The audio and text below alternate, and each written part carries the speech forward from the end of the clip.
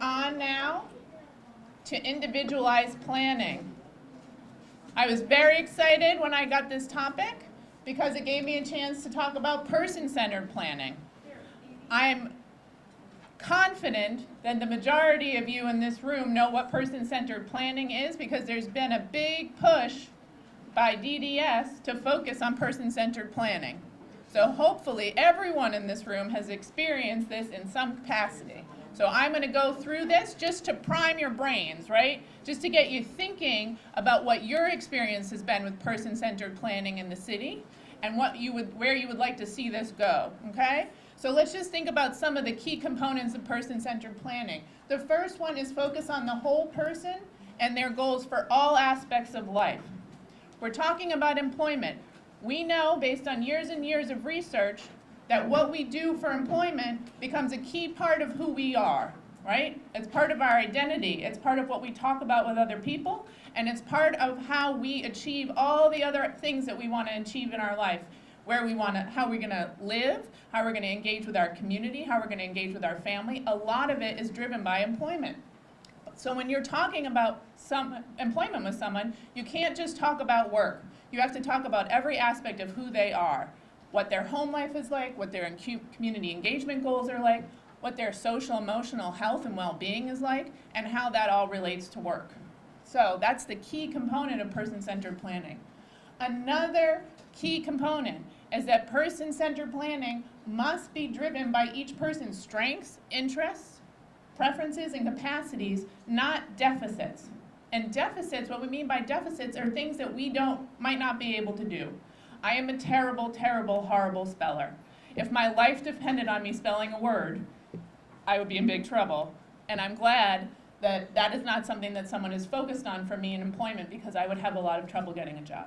Okay? So we want to focus on people's strengths. What can they do? What are they interested in? What are their preferences? The person should be at the center of the planning process. So the person that you're working with, or you trying to get a job, should be at the center. You should be driving that process along with the people in your life who are there to support you. It might be family members, it might be friends, it might be someone from the community that you respect and trust. Those are the people that should be there at the center of this process.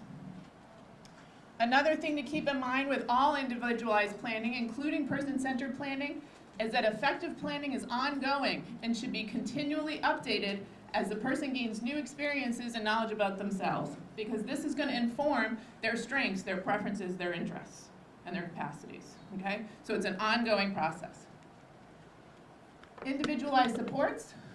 So the supports should be driven by the person-centered planning process, okay? They should be driven by individual desire and need.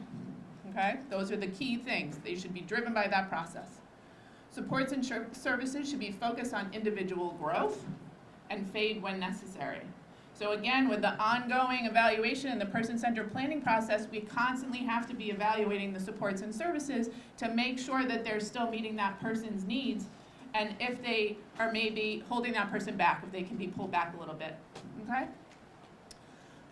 Another key thing that I've experienced in my work with individuals is that people in or work with a person in a non-work context often struggle to accurately assess their work-based support needs, okay? I'm a teacher, that's my training. I can tell you teachers can be terrible people to talk about what someone's supports needs they need at work because they either recommend too many or not enough, okay? School is very different than work. And so unless you're looking at and evaluating someone in a work-based setting, it can be really challenging to accurately assess supports.